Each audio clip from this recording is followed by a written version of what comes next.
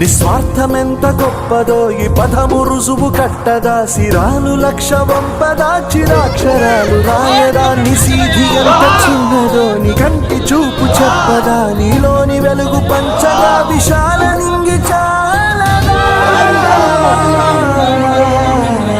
మనుష్యులందు నీ కథ మహర్షిలాగా సాగదా, మనుష్యులందు నీ భగత్ సింగ్, ఈ అల్లూరి సీతారామరాజు, సుభాష్ చంద్రబోస్ వీరందరూ నా దేశం నుండి బ్రిటిష్ సామ్రాజ్యాన్ని ఆనాడు తరిమినట్టు మా ఆర్టీటీ కాలనీ గ్రామమందు గంజాయి అమ్మినా, బెల్ట్ షాపులు పెట్టినా, దొంగతనాలు చేసినా మేము చట్టపరంగా పోలీసు వారికి అప్పచెప్పబడును.